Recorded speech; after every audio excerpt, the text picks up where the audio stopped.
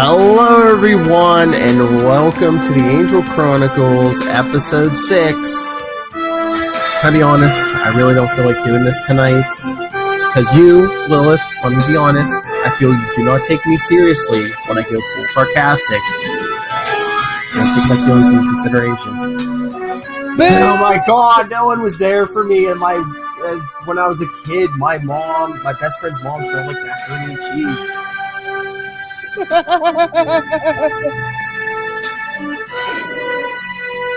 god, this episode. It was like a cross between touchy-feely time, throwing some Sopranos. This episode didn't know what it wanted to be, which is kind of Tim Minears, who wrote this episode's kind of like deal. He tends to need a lot of guidance from Joss. Like, he has a good idea, but Joss kind of has to hammer it out for him.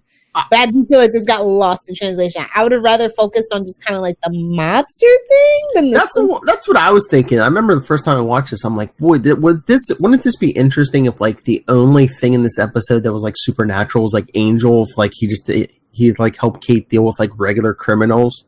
Yeah, I mean, as we saw a couple of times, not everything needs to be supernatural when it comes to Angel. We've kind of touched on that a couple of times. I feel like this might have benefited, especially so early in the series. Yeah, but the whole thing with like it's Wolfram and Hart, man, they are always up to some nefarious scheming. But I think the bottom line we're supposed to take away from it. I'm guessing, but it's like, okay, maybe they're like, okay, Angel's too overpowered just to deal with regular, mobsters and stuff, so you need like a supernatural angle. But like the sensitivity guy, even though we put the whammy on Angel was still able to fight, even though he was going, Yeah. It's like, shut up, Liam. So it's like, it really wasn't he basically altered his mood, but he was still able to fight. So it's like, what was the point? Maybe it was a test run for a drop plot point. Who knows? I mean, like I said, it's very early in the series, so they are still experimenting, trying to find their footing. They do find the formula relatively quickly. We're getting into the couple of episodes, like I think 8 or 9 is really when it like kind of season 1 hits its stride. So like I said, they're just kind of tinkering around with seeing what works, what doesn't. Because we never really tried something like this, and Kate also goes away very soon. You mean it kind of hits its stride after they like lose a main character? I mean, like I said, I hate to speak ill of the dead, but Wesley! I mean, maybe that's part of it, too, is like they really couldn't go full bore because they knew eventually, Doyle's time was coming, so. Yeah. And I like how Angel's like trying to like force Doyle, like, hey, tell her you fancy her. Do it. Oh, what about Kate saying, oh, I see what's going on with her. Kate and her dad, that's so embarrassing. Oh my Lord, especially that ending, the end of the episode. So Tim initially wanted it to be a more happy ending, but Joss is like, no, all the best cowboys have daddy issues. Let it be. But at least they like made an attempt to flesh Kate out more, though. But I mean, Kate is just a painful character. I'm just being serious. Like, I like a drama, Law and Order, but not here. Although that was one of my favorite lines from Cordelia, though. Mr. and Mrs. Spock have to go mind meld now. I know. Oh my god. I was like, yes. It's like, Cordelia, you were hanging out with Xander way too much. Way too into Xander. Or when they're killing that giant squid in the beginning. And then Angel leaves them to clean up. She carries it. Cordelia carries a grudge. She's a girl after my own heart. Well, the thing's like strangling Doyle, and she's like talking about Angel. She's like, talking about Clueless. He's like, what was Doyle saying? He's like, she's talking about you not being something, and it's just like, take it from the source, though. Take it from the grain of salt. I just love how like Cordy is. Like, I like her character growth, but season 1 Cordy of Angel is like my favorite Cordy. Before she gets bogged down with all the crap. Lilith, no, you. Oh. I like this episode for the most part, outside of the sensitivity training. Although, I guess the whole sensitivity thing, everyone wasn't like happy. Eventually they went bonkers, but I'm like, that could have went painfully wrong for Wolfram and Hart and that sensitivity guy. Because you alter Angel's mood enough, you're getting Angelus. Well, maybe. Well, aren't honestly, I feel like that's what they were going after when you like see the series as a whole, especially, you know, the end of the last season. I feel like that's kind of what they were going for. Yeah, but how's Wolfram and Hart going to control Angelus? He's going to try to kill them all. I mean, now Angelus can be reasoned with and bought. Yeah, true. So, I mean, the mayor tried it with Faith, you know, that whole thing. So, you know, people and their schemes, man. Yeah. They have no sense. Come on, be serious. What about the part with Angel in that shirt, dressing like the tourist? Yeah, that was painful. Well, I'm like, where'd he get that shirt? Doyle. Oh, yeah, that's definitely Doyle. You know, he spends a lot of time in the sewers. Maybe somebody's girlfriend threw that shirt away in the sewers. I don't know. Oh. I wouldn't let my boyfriend walk around like that. Reminded me of the George thing from Seinfeld. Oh, selling his dad's clothes. No, where he meets the girl and pretends to be from out of town, and he gets sold to the chicken place. Yeah, Tyson chicken. Yeah, Tyler's chicken. Yeah, Tyler chicken. Yeah. And the guy who worked, the boss there's just head goes like that, like a chicken. So no, I just feel bad for the character of Doyle. I feel like because how they set things up, he was never gonna be like that fleshed out. Yeah. Besides having a crush on Cordy, I mean, she's Cordy. Who doesn't have a crush on her besides Angel until whenever they deem that necessary? You know, like that's not a character trait I can like full-heartedly support because it's kind of cheap. That and his visions, like he's just like very one-dimensional character, and they tried to have they had a little chemistry last episode, but I feel like it just got lost again, unfortunately. I think Angel's the glue that holds everything together. Yeah. So those two spit the light. Like we saw a lot of them without Angel, so it's just kind of like, I don't know. That's just my personal take. That was fun though. I mean, a little cringe, but you gotta remember it was the late '90s. So yeah. You compare it to like Dawson's Creek. But that dad, man, he's like, "Oh, who are you? No, like, how long you been seeing my daughter? Oh, well, you know, well, we're just friends." Well, I was worried for a while that she was. Which is funny because in Law and Order, she actually got outed as like a lesbian in like her last episode on SVU. Like, no, I think she was on regular Law and Order, wasn't she? Was it regular Law and Order? I think so. Yeah. Oh well, whatever.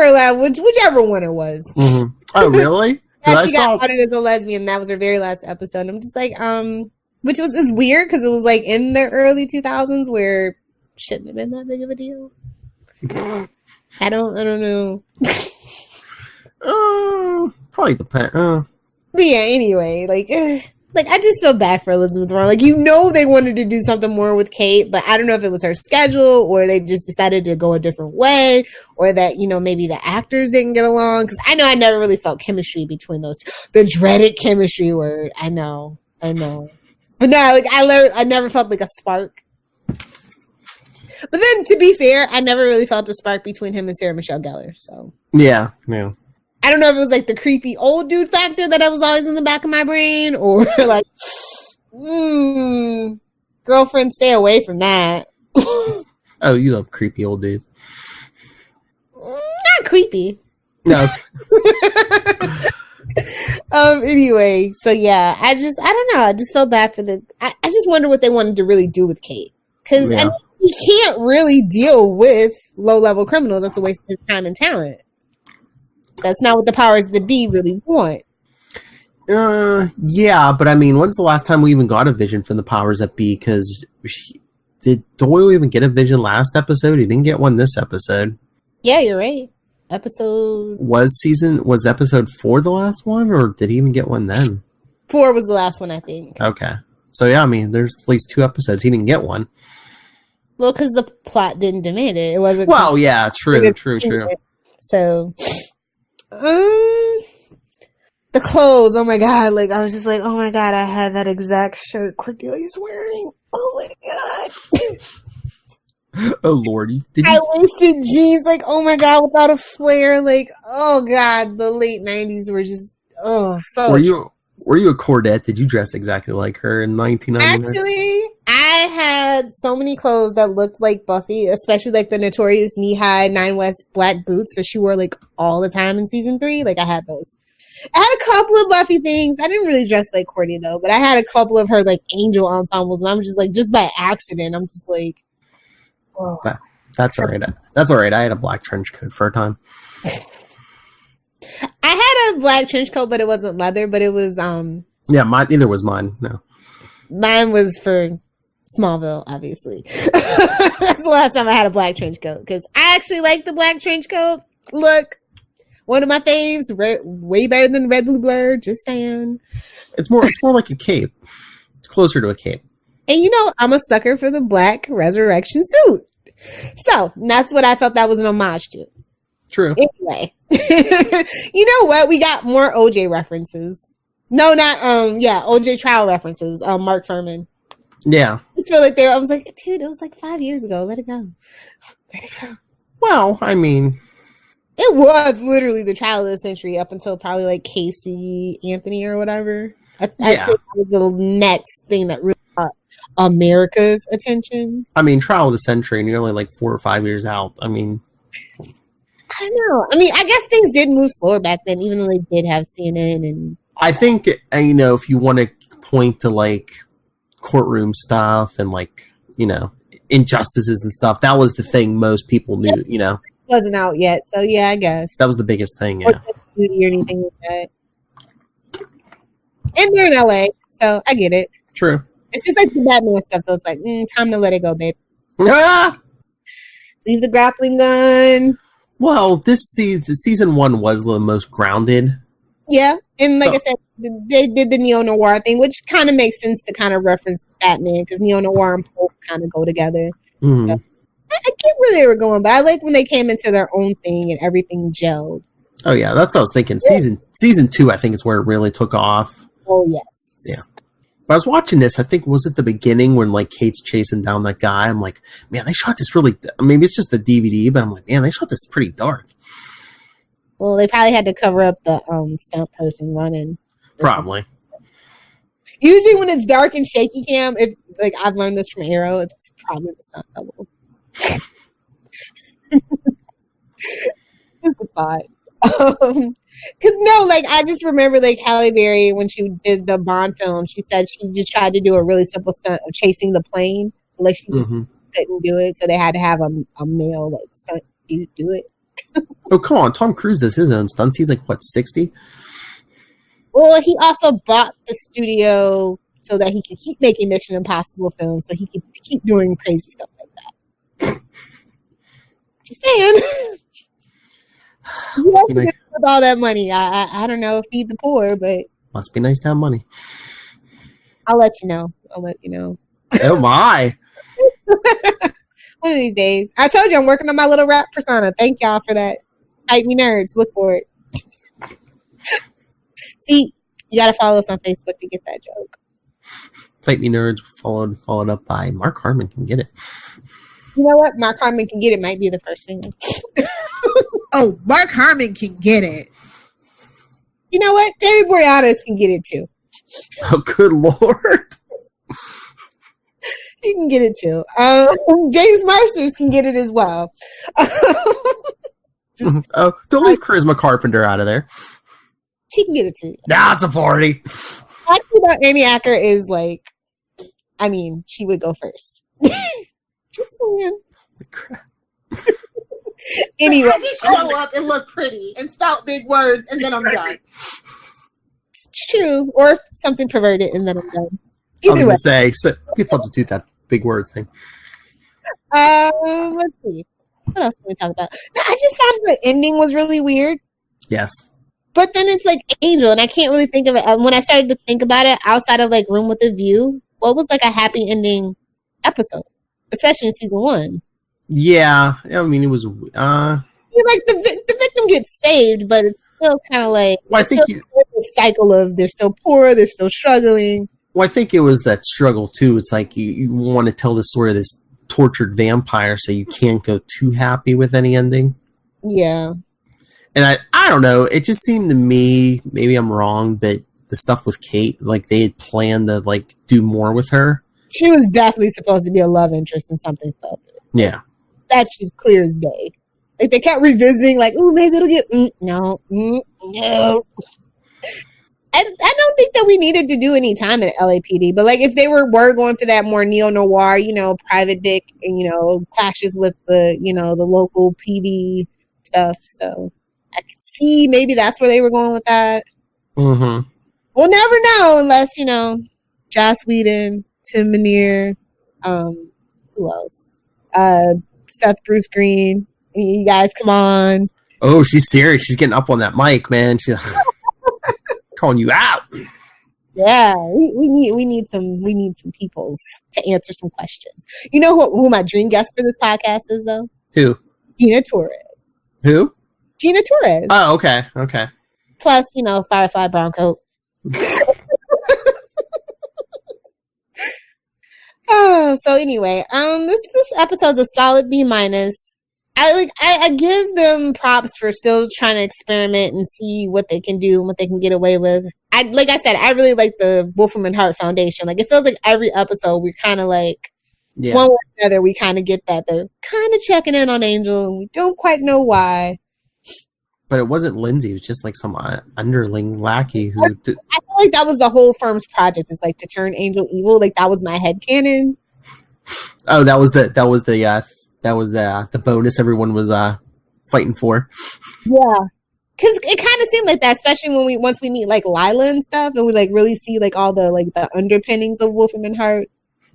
One person will get gain sharing this quarter if you bring us Angelus. What was the old guy's name? Holland? Was it Holland? Maybe. He played one of the teachers from Growing Pains. And also was Rose's was Bernard and Lost, Rose's husband. Yeah. The big boss guy that we meet. Oh yeah. Holland Manners. I want to say that was his name, right? Maybe, yeah. I don't know. It's been a while. But yeah, I think that was the name. But yeah. So yeah, like I like the Wolfram and Hart stuff. I like the mob stuff. Like, honestly, like sometimes I just kind of wish it was just Angel. Yeah. Like, this is one of those episodes where it's like, I don't really need Cordelia and I really don't need Doyle. I just need Angel. Yeah, but I mean, there was the whole thing about it was coming. It was like, Cordelia. Oh, Angel, not sensitive to. Yeah. That's so. about where Doyle was like, take that with a grain of salt from the source. So then turn it on its head. Yeah. Yeah. Angel, you didn't compliment my shoes. Like, where are you getting this money? You guys are not getting paid that much money. No. Even though she lost her money, she might have kept her shoes. True. Poor Cordelia. I feel for her. Because I, too, have to downgrade my life. What? Yeah. Give up my car, my house. Gotta find a new house. You're single. You could live in an apartment or condo or something. Yeah, if I was in Miami. Well, like it's not going to happen. I don't know. Maybe. Well, Tampa, close enough. Not really. I mean, I love Tampa. Oh, my. Don't add me, Tampa. Oh, that was the weirdest thing. I saw there's a house for sale close by here. It's like some big, huge house. It's like 5 bathrooms, 5 bedrooms or something. I was like, oh, Capes and Lunatics compound. Ain't nobody got time to be trying to keep no damn 5 bedroom, 5 bath house. What? All the Capes and Lunatics can live there together. Oh Lord! But then heart attack. I thought that at first, but then I was like, oh God! Every morning we're sitting there eating breakfast. They see just like a naked Charlie Hesser walking by, like oh God. He's everywhere, and his naked kids walking by. It's just like oh. Just what would you give this episode? I'll give it a B. Okie dokie. You know what's weird though is that I don't think we ever saw the lawyer again, but he does get a name, which is Lee Mercer. So I'm just like, yeah, that's what kind of what I was saying. I was like, it's weird because we see this guy, but unless I forgot, I was like, I don't think we see him anymore. I don't think we ever see him again, unless he's like in the background or something. Unless he's one of those guys who gets like eaten in season 2 or something. Yeah, maybe. It's really funny because, like, if you name some, it might be a drop plot point. Because usually when a character gets a name, or unless something happened where they couldn't get the actor again or something. Yeah, true. I mean, it was the WB. I don't think a lot. But I was like, the guy that played the mobster, I was like, is that Big Pussy from Sopranos? No. And then I was like, it's the dad from freaking Secret Life of the American Teenager. See, I'm a girl. I'm a girl. I have random references sometimes. No, the other guy who's with him in the beginning when he was like waiting for the boat, that was another guy from The Sopranos. Yeah, okay. Maybe that's what I was like. Yeah. Honest, like, I'm not a big Sopranos person. Like, at all. I've seen it mostly in I think I've seen the whole series, but it's mostly in repeats and stuff. I've seen like maybe 5 episodes.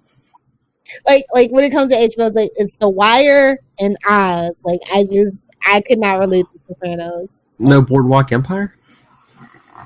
You know what? I saw the pilot and I've been meaning to get back into it. That's Steve Buscemi, right? Mm-hmm. Yeah, because I was like, oh, it's Steve Buscemi finally not doing something with Adam Sandler. Yeah.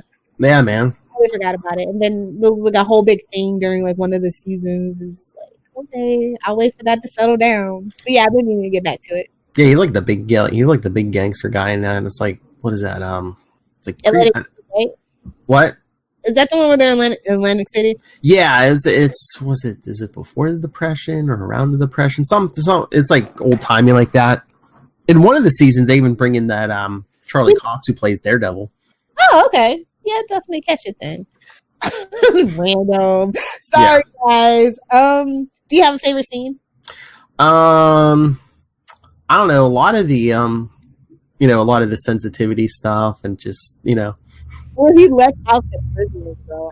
What about when Kate, Angel leaves Cordelia and Doyle there to watch Kate, but then she's like waving the gun around. She's like, I don't want to be like this, but how did she put it? She's like, I'll blow you freaking away or something.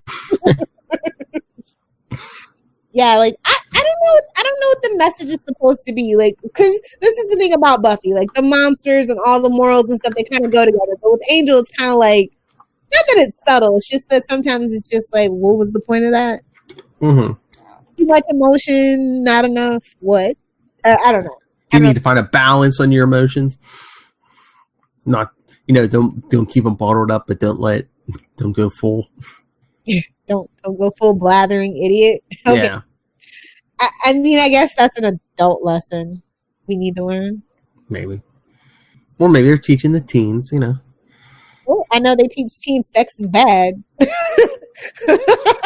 do. Like, it's a thing. I hear it so much. Never say that in my presence again. Sex is bad, okay? I had to see the South Park reference in. Sorry. Oh, that reminds me. I need to get that drop. Charlie Esser. I do what I want. Yes. Oh my God. You guys, if you're not watching Capes and Lunatics, you are missing out on Thursdays, Fridays, and/or Saturday mornings. Although I don't remember the last time. This week it'll be on Sunday afternoon. Yeah, it's for our big Ant-Man and the Wasp review. I like I said, I'm gonna try my best because I'm gonna go see it Saturday. Because so I had to wait till somebody asked me. Yeah, we're going Saturday morning. Yeah, Lilith will join us if she can pull herself out from whoever she's under or on top of. Alcohol, because that's my best friend. Malibu Farm, sponsor me. God, you need to move up here so I can keep an eye on you. I don't need witnesses to the shenanigans and debauchery. Anyway, guys, if you guys are watching along, let us know what your favorite episode of season 1 is, how you feel the season's going so far, and who's your favorite character. And are we totally unfairly bashing on Doyle? Yes, that's right. You can always email us capesandlunatics@gmail.com. We're on Facebook, the Angel Chronicles, @Angel TV Podcast on Twitter, and @CL Sidekicks on Twitter. And the voicemail, 614-382-2737. That's 614-38-CAPES. And Capes and Lunatics needs. Hey now. And Lilith, if people want to If you're helpless and you need help, you can add me at Lilith Hellfire. Also, you can add me at Save Me Podcast on Twitter, Facebook, Instagram, and Pinterest. Because that's all about Superman, my big blue Boy Scout, a little bit of swearing, and a whole lot of Smallville. Are you paying attention, David Boreanaz, if you get lonely one night? Amy Acker. Hey now! If you would like to send me pictures of that, you can always email me, nightwingpdp@gmail.com, and on Twitter, I am at nightwingpdp. Oh, just an absolute mess, and I love it. All right, everyone. So for another messy week, this has been the Angel Chronicles. Come back next time. Who knows what we'll talk about? We are all over the board. Just like season 1, we're all over the place. OJ, Mark Furman, Seinfeld. Little sex life. We're all over the place. The show is just like Little Sex Life. We're messy and fun. Bad but true. But again, join us next week. But until then, remember, be a rainbow, not a painbow.